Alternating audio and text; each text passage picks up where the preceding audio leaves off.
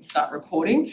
I'd like to begin by acknowledging the traditional custodians of the land, wherever you may be located, and pay my respects to elders past and present, and in particular to the Pambalong clan of the Awabakal people of the land that the Callaghan campus resides on and the room that we're located in today. Our speaker today is Associate Professor Matthew Bailey from Macquarie University, and he has published widely on retail and retail property history, including in leading international and Australian journals. His book, Managing the Marketplace, Reinventing Shopping Centres in Post-War Australia, is published by Routledge in 2020, and it's the first on the subject and one of the few to comprehensively examine Australian retail history. He's currently working on an ARC-funded project on the history of department stores and a related project on the social and economic life of the high street in Australian cities and country towns. And his paper today draws from that research interest and is titled The Competition That Matters, History of Shopping Centres in Australia, with examples from Newcastle.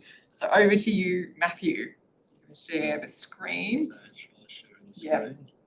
And Effie, if you can just give us a wave. You can see that presentation. Wonderful. Over to you. Okay.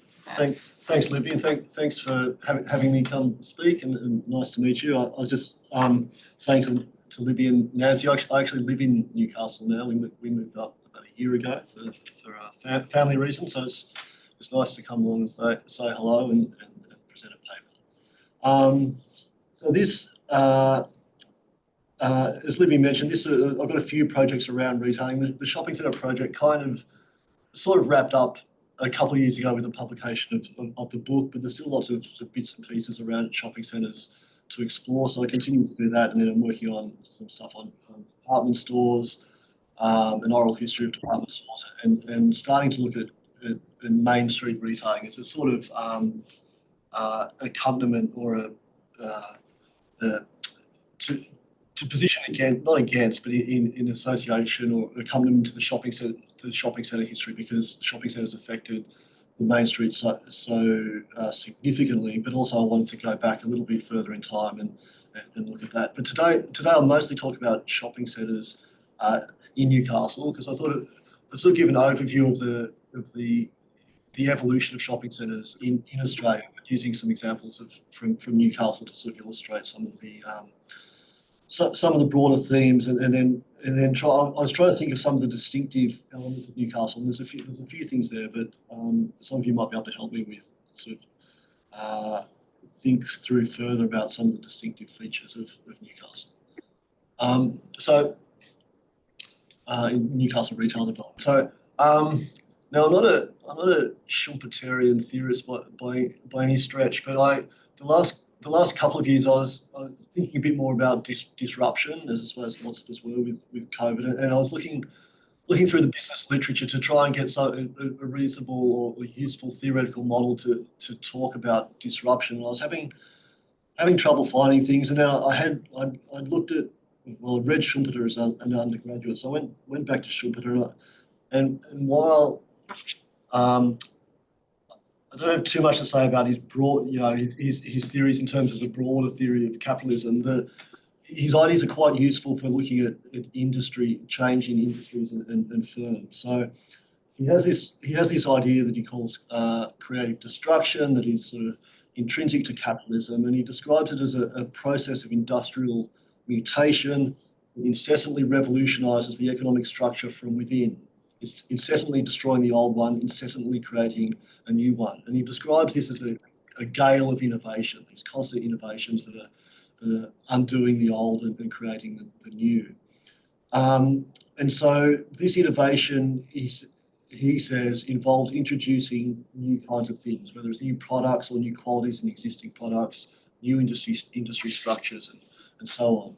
And businesses and entrepreneurs are motivated to innovate simply in the pursuit of profit. So it's a fairly simple model in some ways, but he describes these innovations. The important innovations are the ones that introduce the competition that matters. So, and he gives an example of the retail trade, which is one of the things that sort of drew me to him. And he says, in the case of retail trade, the competition that matters arises not from additional shops of the same type, but from the department stores, the chain store, the mail order house, and the supermarket. Right, now he doesn't really unpack this at all, but each of these retail innovations introduced something entirely new that changed the market, that rendered obsolete established ways of doing things. So department stores, for example, agglomerated a whole range of retail functions. They sold mass-produced goods. And in the process of operating at that scale, they introduced new things like fixed price ticketing, staff training schemes, staff management hierarchies, advertising, new ideas and understandings of consumerism, and so on. The chain stores, another examples, start in the grocery sector, and they introduced standardisation. They amassed buying power because of the scale of their operation. Again, they're employing a large number of people, so they have to have management systems to train and manage staff, and so on. The mail order house disrupted the locational imperative of retail. So by providing access to goods across vast distances. And in Australia, the big Sydney department stores, for example, reach far into the hinterland and regional South Wales. In the 1920s and 1930s. So the Anthony Horden catalogue, for example, has something like 600 pages of items that they are selling throughout New South Wales and even other states. And supermarkets introduced one of the key retail innovations of the 20th century of self-service, right? Which effectively shifts labour from the store, from employees to the customer. And this has profound implications for retail across the 20th century, and I think also for other businesses and industries as well. So supermarkets come in America in the 1930s. They don't really arrive in Australia till the 1950s. So what I thought I'd do just with this paper is to trace retailing moving forward from this point, from the 1950s, to look at the way that this competition that managed these innovations have transformed retailing since then. And I'll look at that in terms of retail changes and also shopping centres. Shopping centres don't fit completely seamlessly into that because they're not actually a retail format. They're a retail environment containing multiple retailers, but then they also kind of act as a retail. There's in that sort of agglomeration of many retailers, they also sort of act as a retailer. So I'll try and unpack that a little bit as we go. So in the 1950s, there is no retail property industry in Australia. There were architects that designed stores, builders who constructed them, and so on. Retail firms were involved in site selection. They had people working within the firms who chose locations. There's some in-house design and construction of buildings, but there's no industry that treats retail property as an asset class, as a form of investment, as a financial machine, or as a planned environment. So sometimes shopping centres are described as pre-planned shopping centres to distinguish them from the more organic high street development. Now, this industry emerged as a result of significant external disruption, the growth of car ownership, the suburbanisation, the mass decentralisation of the population that happens as a result of that, and traffic congestion that begins occurring in the city initially and then also the suburbs. And retail sales begin stagnating in the urban cores of capital cities in Australia, which causes significant angst, as you would imagine, particularly amongst the big retail houses that dominate retail geographies. As I said, not only in the city, but into the hinterlands and the inner suburbs, because people travel into the city to visit their stores. And retailers and planners all talk in great detail about the problem of accommodating the car. So accommodating the motor car becomes the key retail issue from the late 1950s onwards, or one of the very important retail issues. And the big city department stores, as I said, were particularly vulnerable. So this is just a few, gives a bit of a sense of this population growth. So some of those, mostly from Sydney, I've got some the Newcastle urban area in there as well. So Newcastle's bigger than most of those municipalities and grows slower, but you can see significant population growth there as well. But some of those Sydney municipality is triple in size in about 15 years. So there's this enormous expansion of the suburban market combined with logistical issues of getting into the city. And so we get significant retail development in the suburbs. This just indicates the sort of the growth of retail sales in capital cities. The ABS starts tracking this from the late 1940s onwards, which is an indication of the importance of the issue, and all the retail firms start drawing this data to make decisions.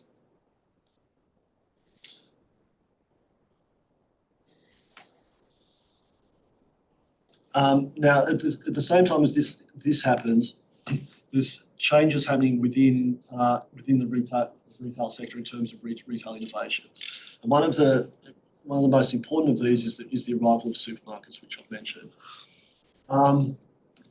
There are well-established grocery chains. These start from the late 19th century and are still significant operators, some with hundreds of stores, often state-based, but also moving into other states.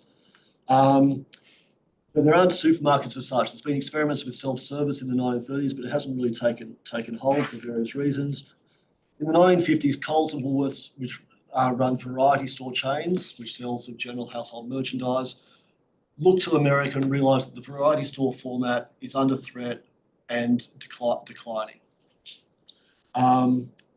Edgar Coles is the managing director of the Coles firm, used to describe America as tomorrow's newspaper because it foretold what would happen in Australia. So the big retail firms are constantly sending people to America and Europe as well, but America becomes the principal place of information and knowledge transfer. Yeah. And there's very cordial relationships between Australian and American retail firms, and Australian executives would be over there for months, often writing reports and coming home and suggesting directions forward. And what they discover is that supermarkets are starting to sell some of the same merchandise as variety stores, but in a much more efficient way and therefore cheaper. And this is leading to the decline of these stores. So Coles and Woolworths decide to move into food. They realise that the future is food. They start acquiring all these small grocery chains. The problem with these grocery chains is they're still very small shops. Right? There's advantages that they acquire, that they gain when buying these shops, in that they gain expertise in selling food. They access supply networks. They gain buying power because the scale at which they're purchasing. But there's still these hundreds of small stores which don't work for a modern supermarket and a self-service operation. So these firms need new shops with parking for their supermarkets, and site location becomes a different thing. So and I'll talk more about that in a minute. And in America, there's this sort of considerable expansion of retailing in the suburbs, but the problem of traffic congestion follows retail out into the suburbs as well. And pretty soon we've got a situation where people can't get to shops, there's no parking, there's congestion and traffic fumes and all this kind of stuff. And the solution in America to this is the shopping centre, which effectively accommodates the car and shops in a neat, sort of packaged, pre-planned environment. There's some reticence in Australia or caution about introducing shopping centres, because even though there's an acknowledgement of similar conditions in America and Australia, it is a different operating environment, it's a different market. It's an untested format for Australia. Some of these big firms are run by people whose entire careers have been built in the city. City retailing is what they know and understand, and there's some conservatism amongst these, amongst the executives and boards of these retail companies. Australia's first regional shopping centres. So there's a sort of a typology or a hierarchy of shopping centres that's borrowed from America, of neighbourhood, community, and regional, which basically refers to size. Neighbourhood being local one, and also function. So neighbourhood is sort of your convenience, a bit of food and so on, moving up to regional, which is anchored by a department store and has a very broad retail offer. So Chermside is opened in Brisbane by Allen and Stark.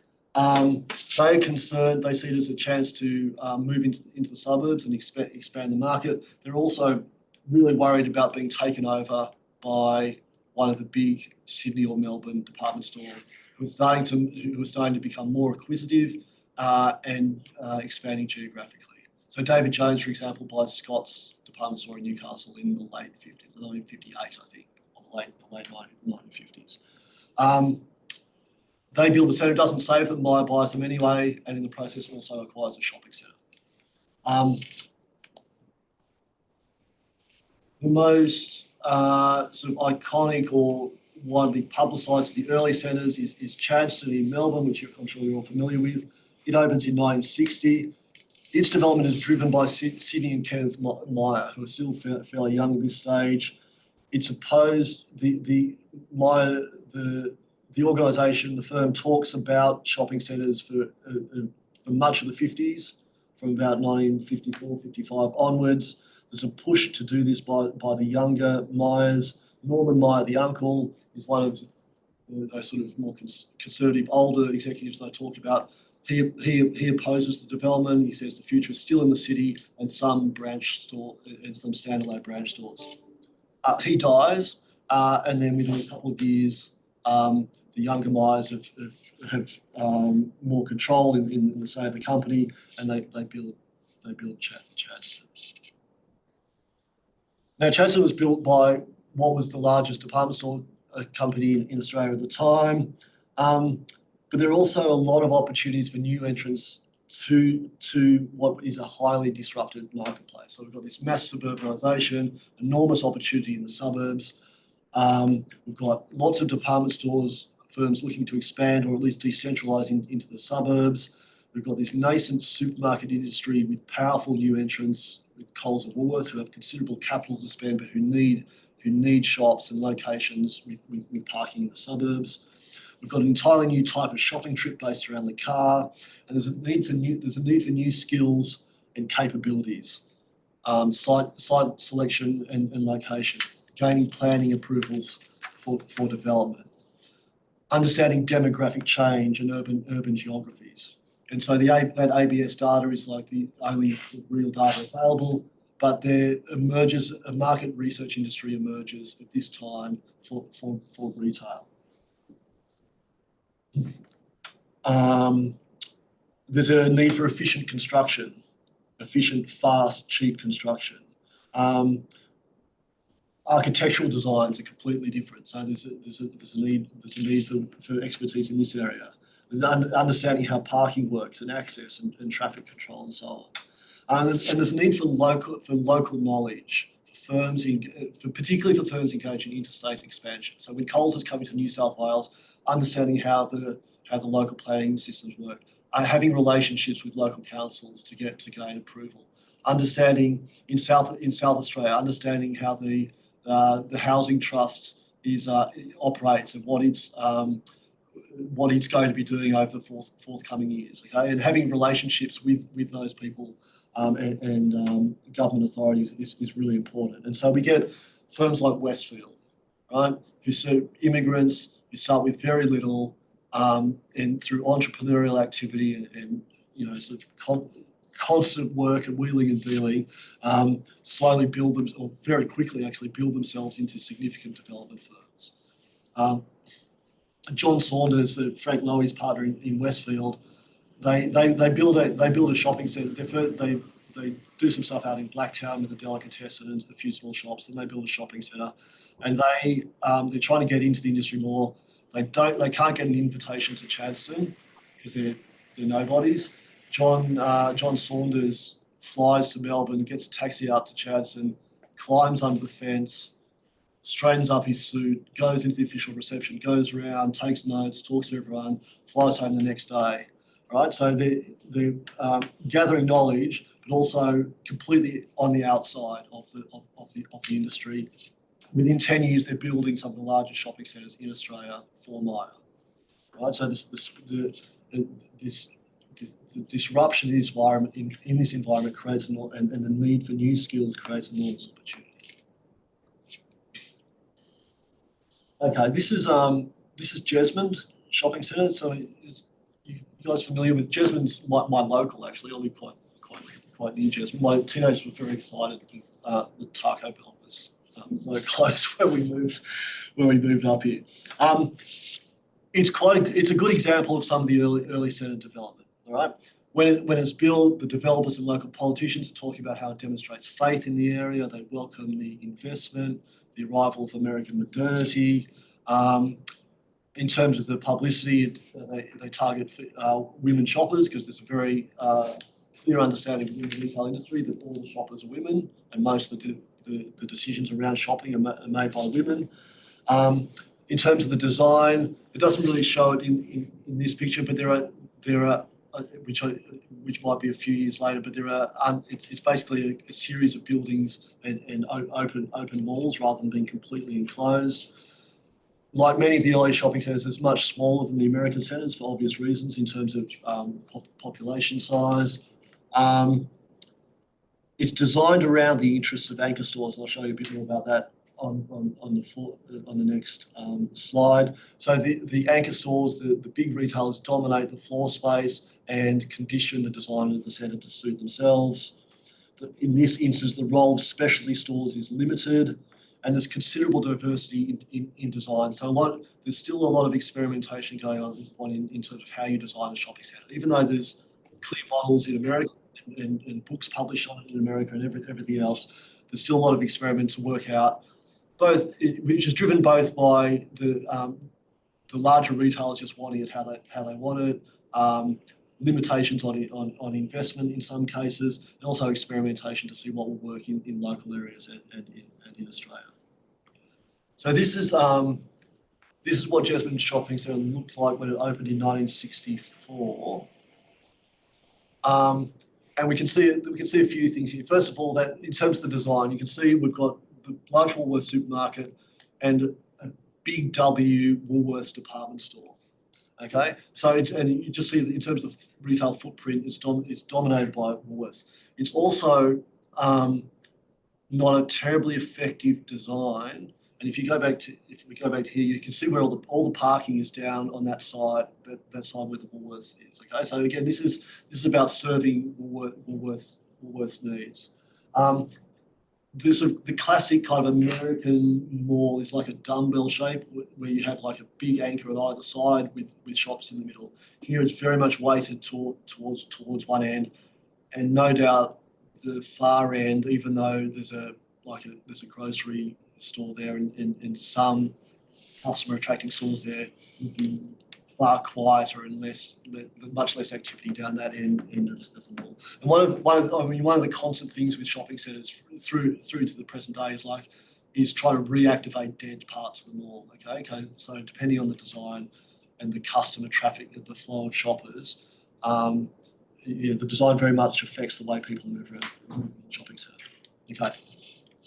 Now, this also tells us quite a bit about Woolworths at the time, okay? So they are engaged in both in geographic expansion, but also horizontal expansion into other areas of retailing. So this is the big W. They decide, so not only are they moving from variety stores into food, they also decide they're going to move into true department store merchandising. This is an unusual decision given what they call junior department stores, which is basically just a small scale department store, but still service oriented department store, are already in decline in America, right? So it appears to have been a bit of a last minute decision. There are some oral histories with Woolworths executives, which I looked at quite a while ago in the State Library of New South Wales. And so my memory of this, I haven't had a chance to go down to double check this. So my memory is a little foggy. It was a little bit of a last minute decision because they did have another department store that was going to go in there, and it didn't happen. A couple of executives in America recommend doing this. There's debate within the company about the viability of this, but they go ahead with it anyway. And to be clear, department store retailing is a completely different type of operation to supermarket retailing, which they are already, and even learning how to do supermarkets is a major issue for both Coles and Woolworths. It takes them quite a bit of time to learn how to do this. So not only are they doing this, they've also got Chick Salon, which is a lingerie shop in there owned by Woolworths. The BCC Butcher, so BCC is Brisbane Cash and Carry, which is one of the grocery chains that they buy in Queensland. And I'm not sure exactly how the details of this, but it looks like they've extracted some of the butcher operation out of that grocery store, and they've put it into this shopping centre. So this whole entire shopping centre is very much about Woolworths, and all the early shopping centres they're very much vehicles for geographic expansion, geographic and sort of market expansion of the big retailers. We also see, a fairly comprehensive range of shops. So it's designated as even though it's fairly small, it's designated as a regional centre because it's got a department store, it's got a hardware in there, it's got food shops, it's sporting and a bank, a sports store, bank, and so on. The inclusion of food is really important. This is one of the distinguishing characteristics of Australian shopping centres. They all contain food from the very beginning. One reason is because the supermarkets were looking for space, so they all had supermarkets, whereas in America this wasn't the case. There's a lot more standalone development of supermarkets in America, and the big regionals in America do not run food generally. And so food and food retailing very quickly becomes part of the cultural and economic underpinning of Australian shopping centres. It has been one of the strengths over a long period of time because all Australian shopping centres, all sizes, catered to discretionary and non-discretionary retailing. So there's this multi-layered or multi-functioning aspect of shopping centre construction. Okay. The other thing I should say is that these are mostly independent businesses. Okay, so the early specialty shops are all largely independents. There is a chain there, which is the electrical HG Palmer chain. So this is and it's there because it's a very expansionist chain. It's built on a hire purchase model. Around the time, there's around 150 stores in Australia. It goes out of business by the end of the decade due to some dodgy accounting practices. But by and large, they're independent stores. Now, all these shopping centres too are very much pitched to the very broad middle market. These are not luxury places. They're very utilitarian.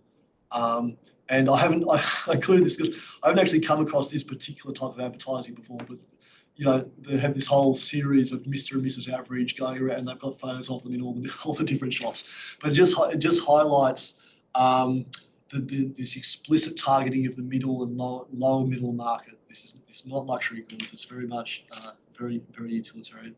I included this one just because they look so unexciting. It's very mundane, which is an unusual form of advertising. But again, Mr. and Mrs. Average in the supermarkets. Okay. As the decade progresses, the shopping centres get larger. In 1965, Katara Fair opens. Again, it's a Woolworths centre, and it's very much very similar design to Jasmine.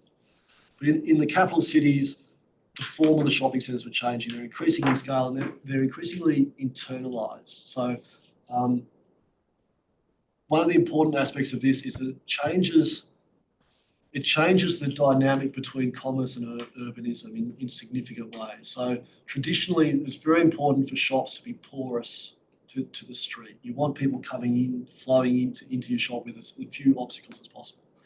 The shopping centres, of course, do this on the inside, but they turn their backs to the street, quite literally a huge wall. So this fundamentally changes this sort of as I said, the relationship between commerce and urbanism. In the early and mid-20th century, high streets operated as sort of multifunctional spaces along thoroughfares with multiple landlords, also and organic retail development with individuals choosing what happens. When we get to the shopping centres, particularly these internal ones, it's a much more controlled environment, and it's no longer a part of the urban fabric in the same way as the high street was. It, of course, brings advantages in terms of, for shoppers, in terms of protection from the weather, air conditioning and so on, but it is a shift. Should note that these are also highly gendered spaces. I mentioned before, most of the women are shoppers. Most of the shoppers are women, of course, and of course, a lot of the floor staff are women as well. And almost all of the owners of the shopping centres, the developers, the architects, the builders are men.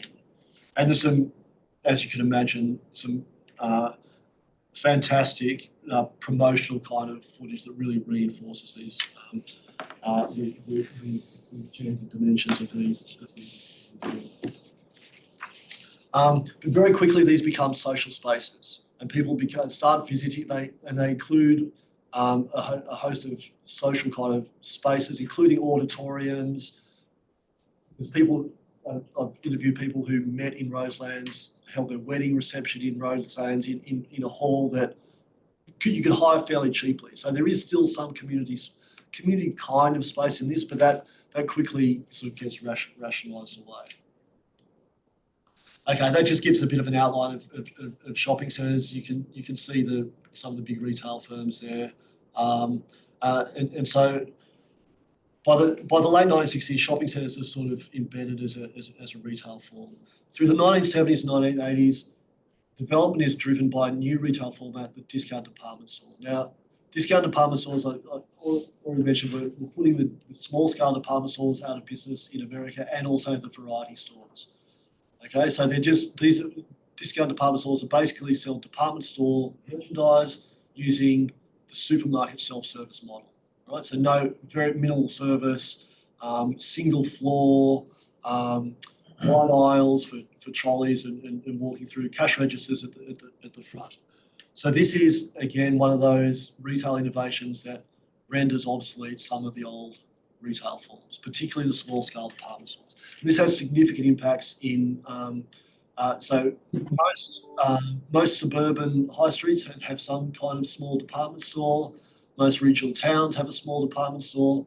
DDS has wiped virtually all of these out. Over not immediately, but through the course of the 70s, 80s, and 90s. So that big W department store that Woolworths started Jasmine with fails as a retail model, as probably could have been predicted at the time. It's too small and it's too labour intensive. Woolworths tries to replace it with another retail format, which they call family centres, which is kind of like a hybrid supermarket variety store. It also fails. One of the key histories of Woolworths is that its supermarket chain props up the company after making a number of enormously costly mistakes, particularly in this effort to horizontally expand into other areas of retail. So what is introduced? Kmart is introduced in 1969. This is a formal partnership between Coles and the Kresge organisation, which runs Kmart in America. Kresge had been a variety store chain that transitioned into discount department stores. Target also opens a year later. Myer opens that, even though they know that discount department stores are going to cannibalise their sales. They choose to introduce it themselves rather than have another firm take their sales. Woolworths is slow to respond. Eventually introduces its own discount department store under the Big W brand again. In 1976, it loses money for the next 15 years. So hundreds of millions of dollars Woolworths spends on experimenting in this space from 1964 through to 1991, which I think is when Big W finally briefly turns a profit.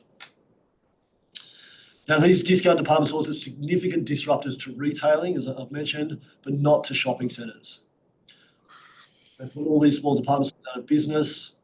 They replace the variety stores and small department stores inside shopping centres. And this produces a new shopping centre type, which replaces that community shopping centre which sat in the middle. And these are termed sub-regional shopping centres.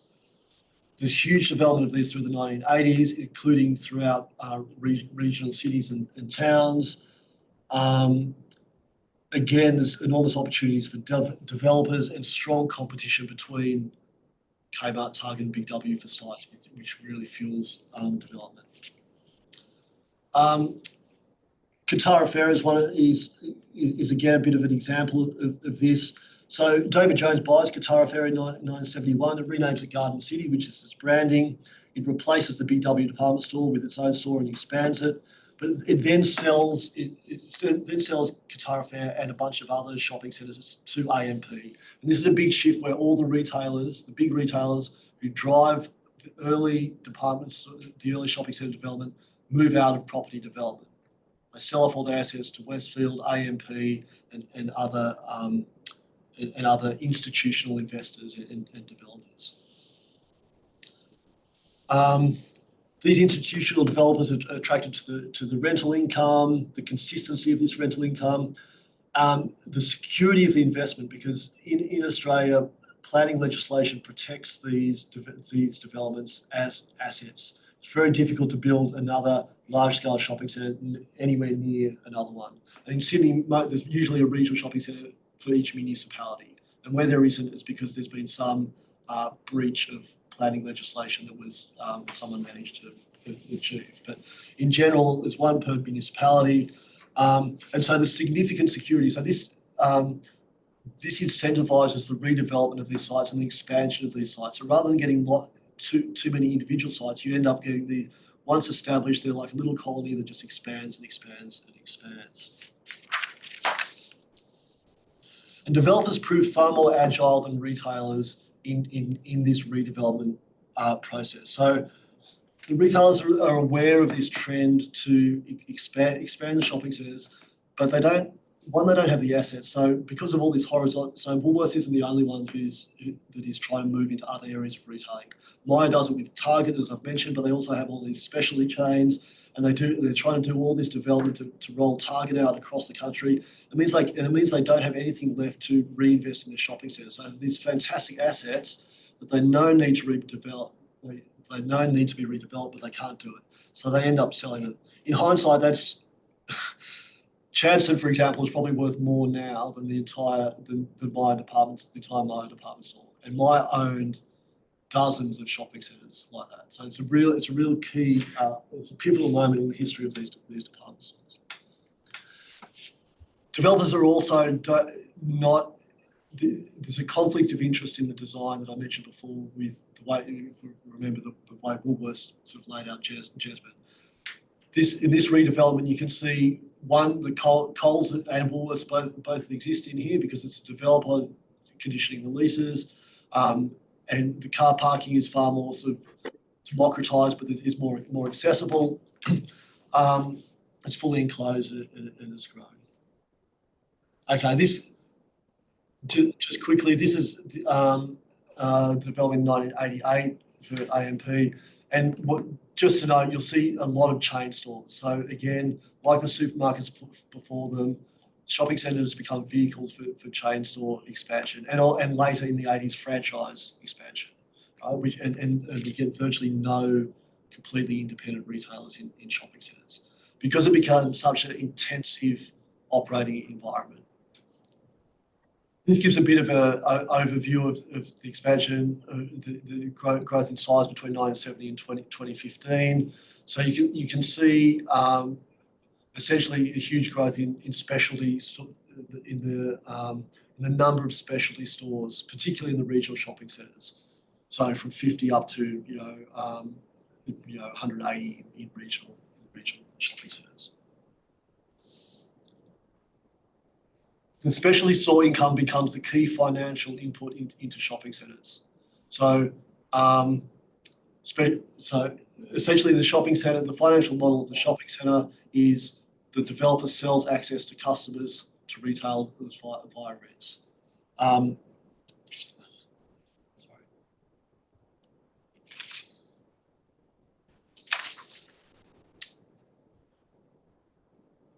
Okay. As shopping centres grow in size and strength, the significant impact on surrounding retail. So these two, it's like there's a chronological disjunct between these two images, sorry, but so prior to that expansion that I just looked at Katara Fair, this is predictions of the kind of the sales losses in surrounding areas. Right? There's not that many studies of the economic impact of shopping centres post development or post redevelopment. There are some, but they are also complicated by a range of other factors, because there's a whole bunch of other factors conditioning. It's not just the new shopping centre. It could be that a supermarket moves out of the high street and other changes and so on. But there's clearly been an enormous impact on high street retailing, and one of the responses to this is the introduction of pedestrian malls. Now, this was an international planning trend. It started in Europe and spread to the United States and Australia. Essentially, it's just closing off a high street to traffic. And there's around 60 of these established in Australia in the 70s and 80s. Hunter Street was actually one of Australia's first pedestrian malls. It may have been the first, but if not, it's very close to being the first. Now, unlike the later pedestrian malls, it wasn't explicitly introduced to combat shopping centres. The shopping centres in Newcastle are still fairly small, but it's introduced because of traffic congestion and parking issues. And I'm assuming that the sort of peninsular shape of that end of Newcastle is a factor with that. There is still the David Jones store and other retail, other retail down there that attracts a lot of people, but there's significant issues and complaints about traffic congestion. And there's also thought that by doing this, it will encourage more development, more business development down that end of Newcastle. It's initially driven by business folk, including retailers. And it's initially successful and welcome, but very quickly, the problems that plague pedestrian malls everywhere become apparent. Even within a year or two, they're saying businesses saying we need more parking. Cafes are complaining that people used to just drive by and park and pick up, grab a coffee at night. They don't want to park and walk 200 metres up a dark pedestrian mall to grab a coffee anymore. For other pedestrian malls, so these issues of security, parking, access to shop, traffic congestion continue, and they also, as unplanned retail environments, there's still not the control to curate a retail precinct. The anchor stores are all moving into shopping centres. I mean, David Jones stays in Hunter Street until, I think around 2011, but it's not. I don't believe it functions terribly well as an anchor store there, and there's certainly not the kind of mix of retailers that you get in say Katara Fair or Charleston Square now too. And so pedestrian malls prove unable to combat the competitive advantage of shopping centres, and that's air conditioning and everything else as well. And by the 1990s, most pedestrian malls are starting to reintroduce traffic, even in a limited kind of form the way we have in Hunter Street now. Okay. The power of shopping centres, the expansion of retail shops, and the power differential between smaller retailers and landlords begins to cause significant problems. There's widespread accusations by the late 70s and early 80s that landlords are abusing their market power. There's all sorts of egregious practices going on, including acceptance of bribes to get into shopping centres, very steep rent hikes, misinformation on signing of leases. There's government inquiries. Government inquiries in all the mainland states. This is usually followed by a voluntary code of conduct, which fails, and then leasing legislation. So through the 80s and early 90s, leasing legislation to protect small tenants is introduced throughout Australia. And this is and part of the reason why this happens is that retail lobby groups managed to change the narrative about shopping centres. So in the 1960s, shopping centre developers are these sort of nation-building visionaries, right? Investing their money in local areas, bringing investment, development, jobs. By the 1980s, they're being viewed as anti-competitive monopolies, inhibiting the free operation of the market. Shopping centres, despite claims that this legislation will put them out of business, continue to thrive, and they continue to adapt. So they introduce multiplex cinemas, food courts, any new retail formats that come in. So category killers like Borders, Rebel, Toys R Us. Again, that's a retail form that takes a bit of the self-service logic of supermarkets and applies it to a specific range of goods on a scale environment. So again, that's another retail form that starts to put those smaller toy shops, sports stores, and so on out of business. Okay, so I'll just conclude. So, in what ways is the competition that matters in Australian retail? First of all, variety stores and small department stores, as I mentioned, are rendered obsolete because they're too labour intensive and they're too small in scale, both in terms of store footprint and in terms of store networks. We see a department store decline. Now, department stores are still here, of course, but they're significantly different from the way their appearance and function in the 1970s, where they were like 5 stories high, multiple departments selling everything from furniture to white goods to carpets to books and everything else. And one of the key reasons for this is that shopping centres essentially replace them as a one-stop shop. So one of the competitive advantages of department stores is you could go there and you could buy everything, pretty much everything you needed for the house. Over time, other retailers sort of picked away at these departments. So any of those category killer stores, the furniture stores or whatever, are basically built around one of those departments from a department store. But they do it much better than department stores. But shopping centres also became this one-stop shop. So, and especially once department stores started segmenting, particularly in fashion, by brand within the stores, it's really nothing more than a small shopping centre inside a larger shopping centre. So the competitive advantage of shopping centres as one-stop shops is gone. And then the other competition is in terms of shopping environments, when shopping centres replace main streets as the dominant retail space. And this, as I said, is because of logistical advantages, the capacity to control the environment completely, because retail precincts are ecosystems. And sometimes finely balanced ecosystems. So there's all the logistical side of things, but there needs to be synergy and balance between the different elements. If you're missing elements, and this is one of the problems with high street retailing, is that there's no control over what's there. So an anchor store could go, or a grocery store could go, and there's no one controlling it. Because they have such control, they're able to continually adapt, introduce new retail formats, and make sure that ensure that the retail mix is curated to the changing external environment. Okay, so I'll leave it there. All right, everyone, thank you. Thanks, Matt. That was fascinating.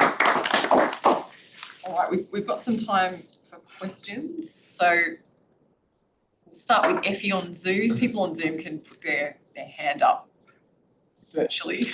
That will help as well. But Effie, hi, hello. Thank you for that. Sorry, it's very strange looking and asking a question from here. But anyway, I should be used to it after a few years of pandemic. That was a very interesting paper. Thank you so much. Very interesting. I worked at Maya for 2 undergraduate years and honours, and it brought back many memories, some good, some bad.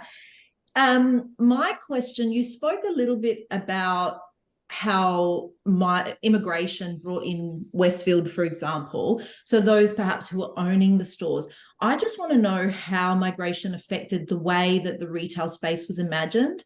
Was it still imagined as a largely white space, or was there some attempt to sort of attract migrant groups? Yeah, that's a great question. And yes, it was imagined very much as a white space. So even in throughout Western Sydney, for example, any of the advertisements for a shopping centre are a white, heterosexual, 2-3 kid family. Until fairly recently, probably until the 1990s. So throughout the 70s and 80s, all the publicity is very much In terms of what's in newspapers, inside the shopping centres, of course, it's very multicultural, and there are a lot of, particularly in and a lot of business operators are migrants or from multicultural backgrounds. So the actual shopping centres actually can be quite sort of vibrant multicultural spaces, but a lot of the shopping centre ownership and marketing kind of world is still still dominated by ideas of a white Australia. Yeah. Thank you. But there's some really fascinating research to do around immigrant entrepreneurialism, which I'm starting to touch on a bit. And a lot of a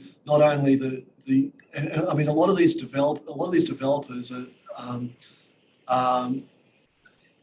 come into the industry through, like, they've got a concrete, like the Grollo family in Melbourne, they were concrete.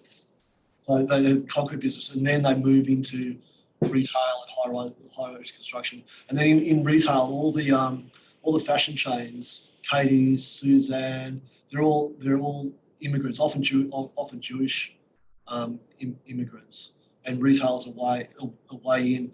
And I mentioned so with John Saunders and Frank Lowy going and visiting Chadstone, so there was no way that they would climb the ranks within Myer as from their position, but development and entrepreneurial activity was their way up the economic sort of hierarchy.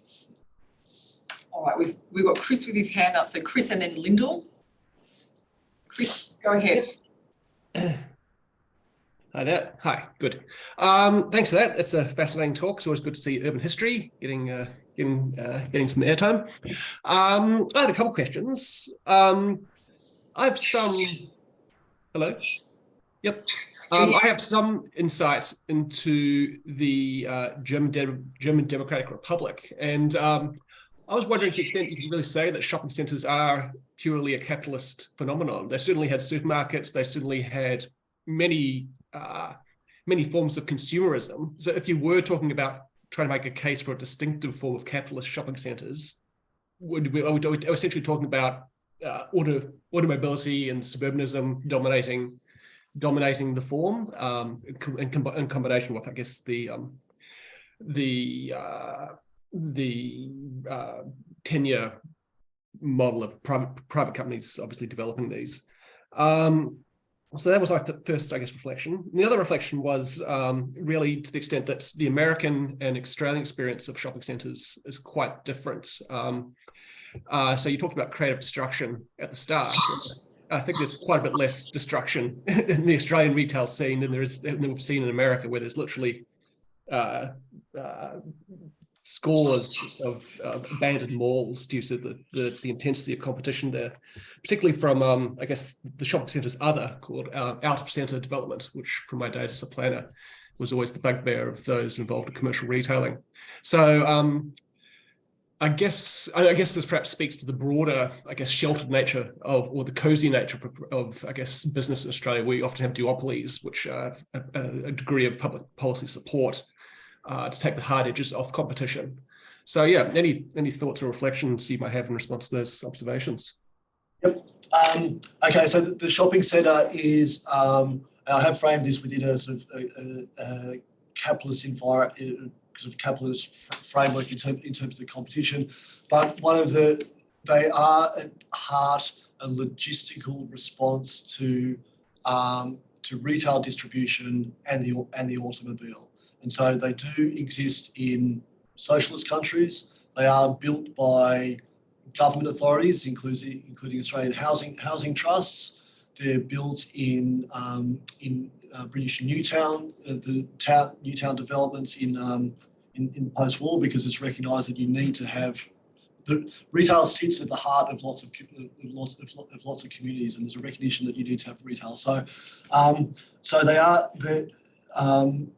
So yes, they can exist in multiple different forms and contexts, because they are simply they're a modern distribution mechanism in the age of the automobile. In terms of differences between United States and Australia, the planning legislation is is crucial because there has not, in America, you can basically build a mall wherever you want, and in Australia you can't. And so this is why there are virtually no failed. There's a few, but only very few failed shopping centres in Australia. And if they have failed, it's usually if they're underperforming, they're usually sold to someone else who redevelops them and gets them back into shape. It's not to say that every single shopping centre is wildly successful, but they are protected from competition in a way that the sort of laissez-faire development of America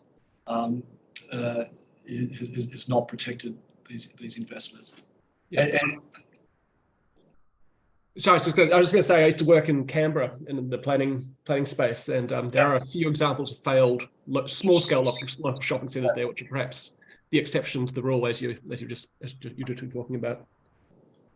Canberra's interesting because it's the original design of Canberra is that there's set sort of locations for small shopping centres in the different suburbs. So it's like it's pre-planning on an even larger scale. Yeah.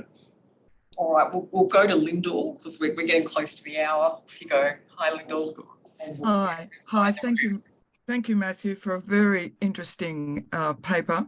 I did a little bit of research on shopping malls in the early 21st century. I'd moved from Adelaide to the Central Coast, and I was astonished that the Central Coast was divided into two major regional shopping mall centres, the one at Katara Fair and the other at Tuggerah. And I found in talking to students who told me that their mothers wouldn't move to the Central Coast until major shopping malls had been established there. So I thought that was very interesting. I've also been interested from another social perspective. I had a colleague who was working in the Department of Urban and Regional Development in Canberra in the mid-1970s. And she and another colleague did a survey of women visiting shopping malls in outer Western Sydney.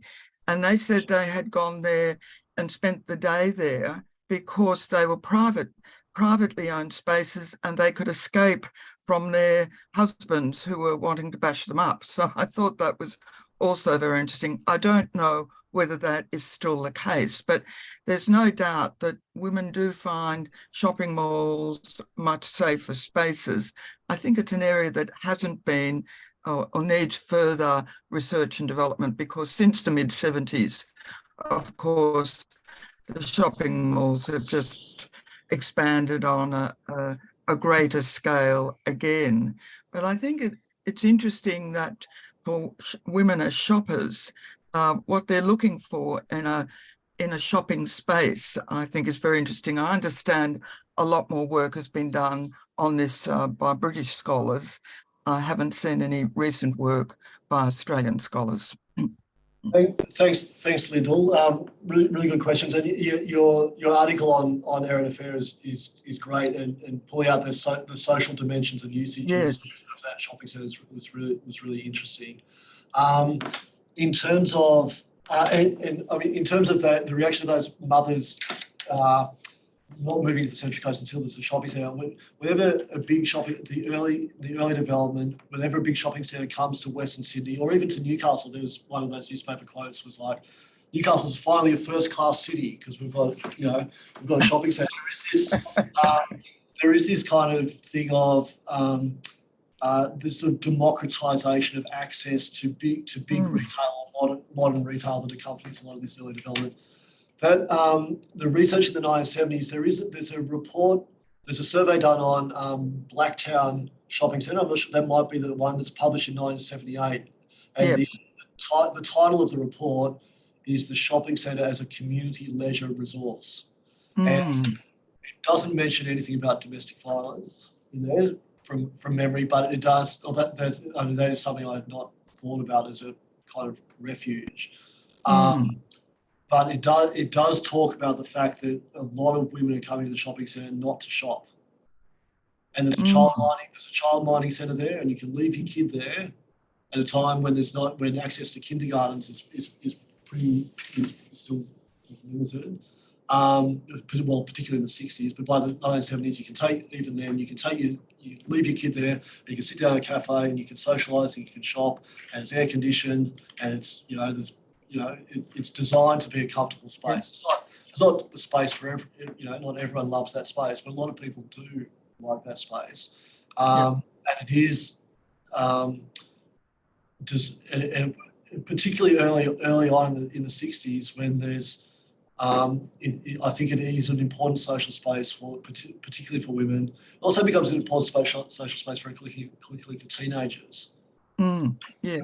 We're not welcomed with quite the same enthusiasm by developers or retailers. No. As adults, but yeah, I agree that there is there's research in the UK on this, and I think you're right. There's another avenue to explore. Further. Thank you. Thank you. We've got a question in the room. Just a side issue. Since so much of this is driven by traffic congestion, I guess the high street model to some extent was insulated by the tram network. Yeah. Certainly Pitt Street, Sydney, Church Street, Parramatta.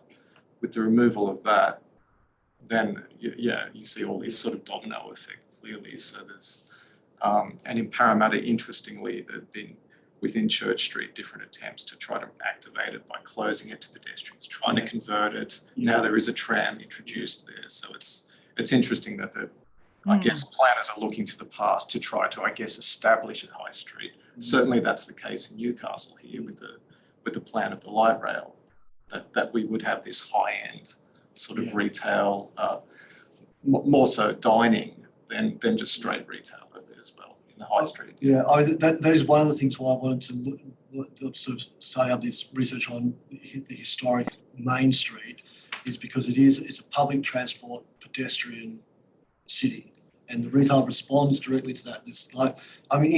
In Sydney in the 1880s, there's one grocery store for every 100 houses. Or every 100 people. It's so the distribution level is so micro. It's so micro and so local. And of course that changes radically across the 20th century. Now we have hubs that we all have to drive to. But for a whole bunch of reasons, livability, sustainability, enjoyment, local connection, all this kind of stuff. Planners, we're looking to try and recapture some of that. How do you make it pedestrian city and a livable city and a sustainable city? And the car-driven model has pulled it and trying to get. The trouble is everyone still likes driving cars. We're all car drivers. So how do you accommodate the car? Urban density is one aspect of this, because it means you can. Just more people in a single space, means you can do a bit more around that. But yeah, it is interesting to look at those past models. I've just noted it's past 11, so we might take Paula as our official last question. Everyone can then leave Zoom room without shame, but we'll hang around, Matt, and ask you more questions. So Paula, please go ahead. Oh, thank you. I'd already written up my question, but I wanted to say that when we were kids, teenagers, the shopping centre was one place that you're allowed to go by yourselves without your mother. And so a lot of teenagers used to congregate in the shopping centres in the 60s. And I'm wondering, see, now you can't, because if you're a teenager in the shopping centre, the security guards follow you around. And I was wondering when security and the treating of public of shopping centres as a kind of policing space started. Okay, great question, and yeah, I've interviewed people that talk about that in the 60s, that they were allowed to, particularly young girls were allowed to go to the shopping centre, whereas going to the milk bar, got you a reputation, and the rougher kind of kids hung out at the milk bar, and so families were like, we feel the shopping centre is a safe space. It's always, shopping centres in America are promoted as a safe space, in quite racial terms. In Australia, they're promoted as safe spaces, mostly around you're not going to get run over by a car in them, but also the security and the, even in some of the advertisements for some of these Newcastle centres, it's very hygienic space. It's very clean, So I have come across some gangs hanging around shopping centres. So there was at Bankstown, there was the Sharpies used to beat up the long-haired folk and stuff. The Sharpies from Bankstown Square used to go to Roselands and beat up the people there. But yeah, so again, a safe space. And then when I'm not sure exactly when it came in, there's always concerns about shoplifting. Right? So long-held concerns about shoplifting. One of the things with self-service, one of the big concerns about self-service was how do you stop people shoplifting? And then it turns out that it's actually still, even if people do pinch stuff, it's still more economical to run self-service. But in the 1980s, do start coming across stuff around this and part of it's around when they start introducing games arcades.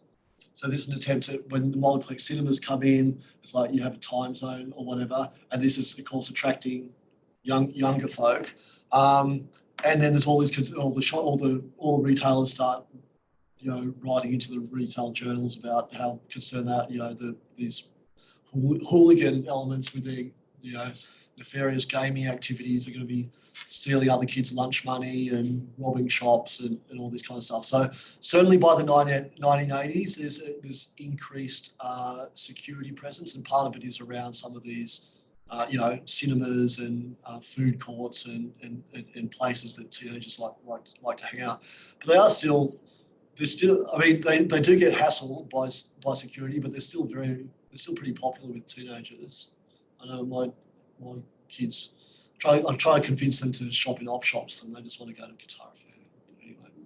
And I'll just note, Chris has also made an interesting point here about shopping centres as a place where alcohol and drunkenness, I guess it can be controlled, maybe less so now that there are food and dining options, but yeah, for a lot of the time, compared to high streets, for a long time there were no sort of taverns or drinking places in shopping centres. There's no, people are removed from shopping centres if they're not dressed correctly or they make too much noise. It's all those elements of the street, which I actually quite like, but all the diversity of the street and the demographic diversity and the behavioural differences, anything that is not conditioned to making money is removed, and so it is a very hygienic environment, but you'd lose a lot of the life of the street as